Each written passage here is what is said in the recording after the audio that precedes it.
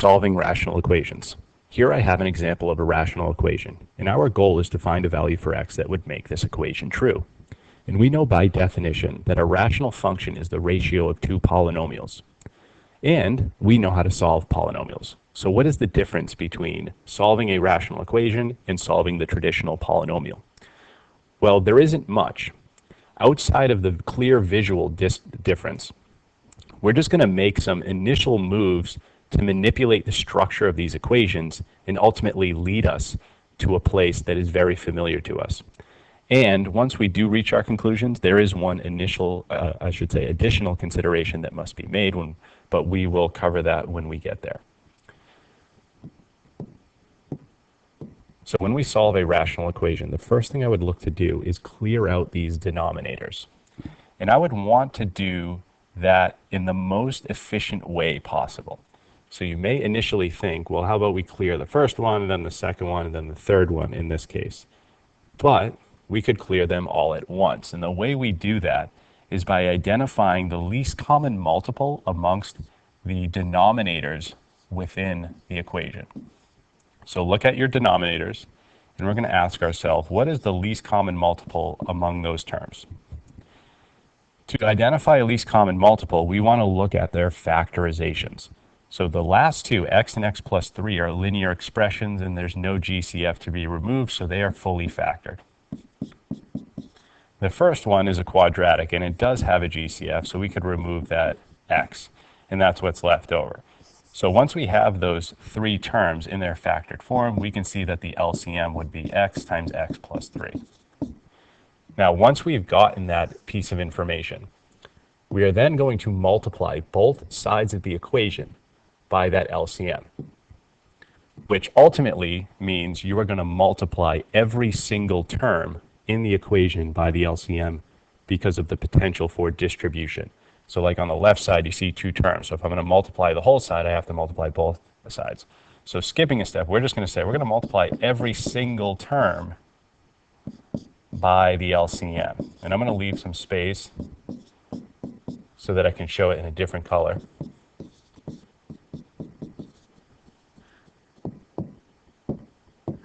We're going to multiply the first term, then the second term, then the last term. So every single term in your equation should be multiplied by the LCM, and that is synonymous with saying that you're just multiplying both sides of the equation by the LCM. Now, why do we do that? The goal was to eliminate all the fractions, or the denominators, I should say. So let's see if that happens. Well, x squared plus 3x is the same thing as x times x plus 3. The latter is just the factored form of the former. So these cancel out, and we're just left with x minus 12. Then the x's cancel here, and we're left with negative 2x plus 3. And then lastly, the x plus 3's cancel, and we're just left with 5x. So once we've cleared all the denominators, we are now in a familiar scenario to us. We have a single polynomial equation that needs to be solved. In this case, it is a linear equation, so distribute the negative 2. So we just have to isolate x. We're going to combine like terms on the left, get our variables on the same side, and we will find out that as a result of solving this linear equation, x is equal to negative 3. So we mentioned before that one of the changes between the rational equation and the traditional polynomial equation, there is a consideration that needs to be made once we reach our conclusion. And that consideration is our solution, in fact, a legitimate one? And the reason we have to ask that question is because, by definition of the rational function being a ratio of two polynomials, so f and g are polynomials, we know for this to be defined, this denominator cannot equal 0. So these functions have restricted domains. The standard polynomial outside of an application does not have a domain restriction. So when we solve those, we didn't have to check our answers. So what do I mean by checking your answers? When we get x equals negative 3, we're going to plug that back in and just make sure that it doesn't result in a 0 value in any denominator of any term. And you likely could see immediately that that is going to happen. So when I plug in -3 to this equation to check my answer, I see I get 0 in the denominator there and 0 in the denominator there. So what does that mean? Well, it means that x equals -3 is not actually a legitimate solution, and we call that extraneous. So we say that this is an extraneous solution. So it is a valid result from the solution process for the linear polynomial that we reached as a result of clearing the denominators, but it is not, in fact, a legitimate solution to the original rational equation. So super important that we check that, and we check it because of the nature of the rational function having a restricted domain.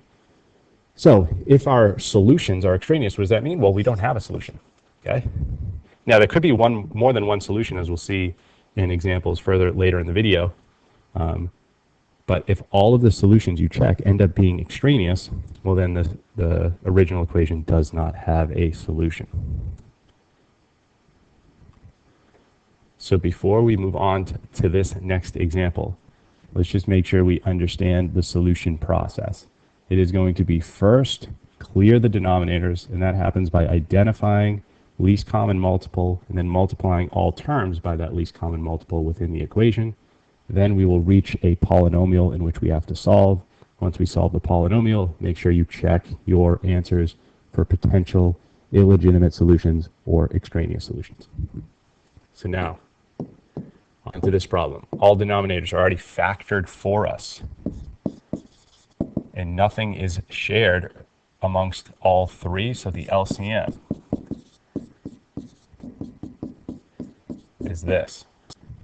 So if we multiply every single term by this LCM, when I multiply this first term, the 2x minus 3's will cancel, and all I'll be left with is 1 times 3x minus 1 times 5, which is the same thing as this. So this is what's left behind after I multiply that first term. When we multiply this one, the 3x minus 1's cancel, and I'll be left with x times 2x minus 3 times 5. And the last one, the 5's will cancel, and we'll be left with 7 times 2x minus 3 times 3x minus 1.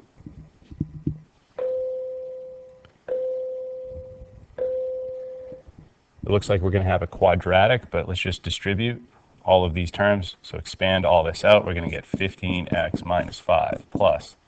We're going to get 2x squared minus 3x as a result of this initial distribution. And then times 5, we're going to get 10x squared minus 15x. Distributing the 7 is going to be 14x minus 21. And then expanding that double distribution into the 3x minus 1, we're going to get 42x squared minus 14x minus 63x. So 1463 is going to be negative 77x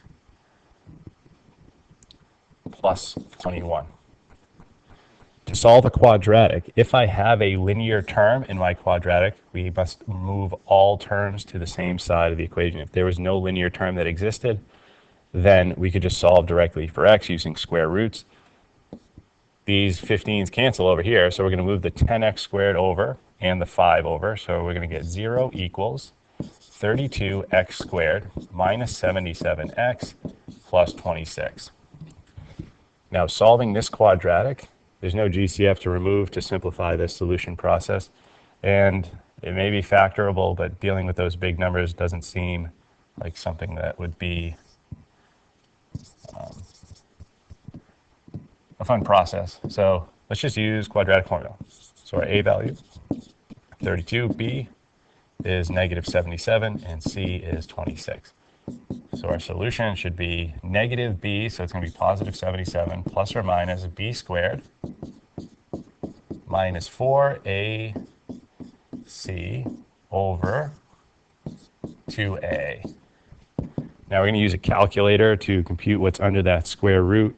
We're going to get 2,601, and then taking the square root of it, lucky for us, is a perfect square. So plus or minus 51 over 64. So what are the two solutions here? We're going to get 128 over 64, which is 2. And then we're going to get 26 over 64. So we can divide both those terms by 2. We're going to get 13 over 32, and we can't reduce that any further. So not 23, but 32. So here are the two solutions to the rational equation, and then let's just go back and check. Let's make sure that neither of those two solutions would result in 0 denominator value. If I plug in 2 to the denominators, I get 1 on the first one, 5 on the second one, so that looks okay. And then for the fraction, 13 over 32, that's definitely not going to result in 0 denominator. So looks like we're good.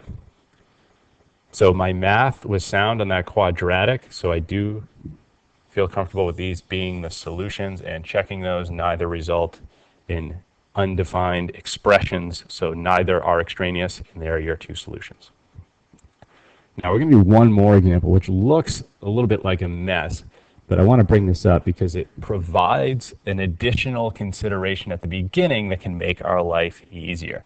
And we'll talk about that after we discuss what we would traditionally do, which is identify the least common multiple. And least common multiple, when we get these things factored, x minus 4, x plus 1, and then x plus 7. So when I'm considering the denominators within the equation, so my least common multiple is this long thing.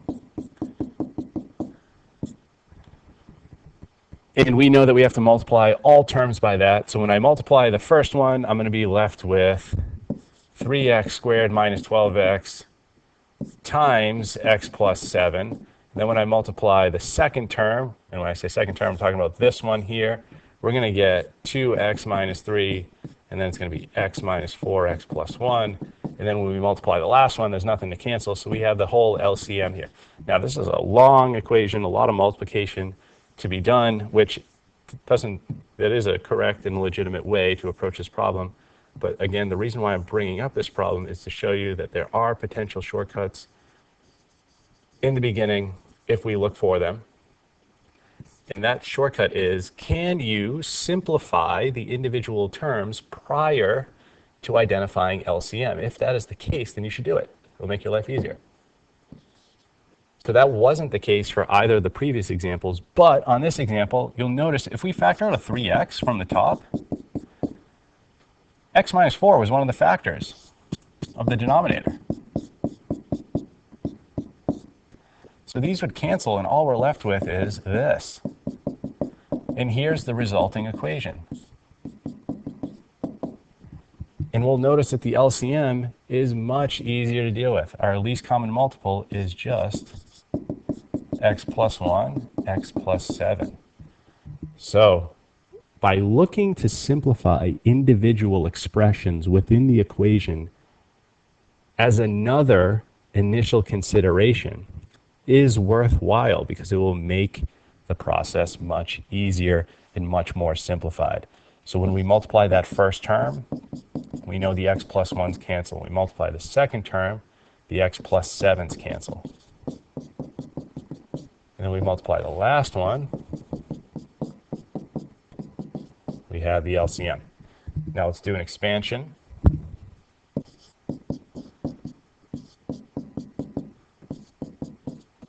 So 2x minus x minus 3, and then it's going to be minus, and then this is x squared plus 8x plus 7, so it's going to be minus x squared minus 8x minus 7. Combine like terms, so we have a linear term within our quadratic, so we know we're going to have to get everything to the same side. And let's keep that quadratic term positive. So we're going to get 1x squared, and we move it to the left, we're going to get 2x squared. And then the linear terms are going to be negative 9, so when we move it, we're going to get 30. And then for the constant terms, we're going to get negative 10, so when we move, we're going to get plus 10. We can factor out a 2 to solve this thing. So that 2 is irrelevant in the solution process. Now, solving this, there's no factors of 5 that add to 15, so we're going to have to use quadratic formula. And I don't want to complete the square, because although my a term is 1, my b value is not even, so that's going to be a mess. So our a is 1, the b is 15, and the c is 5. By the way, the reason why the 2 is irrelevant in the solution process because if I divide both sides by 2, it goes away, right? 0 divided by 2 is 0. So all we have to do is look at this piece. So quadratic formula, we're going to get negative b plus or minus b squared minus 4 times a times c over 2 times a.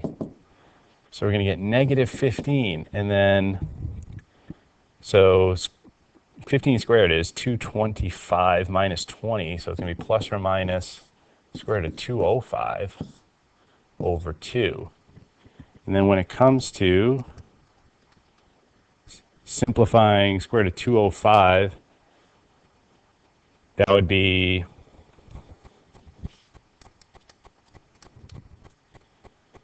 so dividing 205 by 5 gets me 41. So 5 and 41 are both prime, so there's no way I can simplify that square root. So this is the final answer. And plugging that back into the original will definitely not produce a 0 on the denominator. The only values that would produce 0 on the denominator, when again considering the original denominator, would be if we got x equaled 4, negative 1, or negative 7. If any of those were to result in the solution process, these would be extraneous solutions because x cannot equal those for this thing to definitely work. So 2 solutions there came as a result of the quadratic formula, both irrational solutions to this rational equation. So again, this example was introduced as a great way to see that simplifying individual expressions at the beginning, then identifying LCM and working from there can often make, or should make this solution process much less complicated. So there's a video on how to solve rational equations.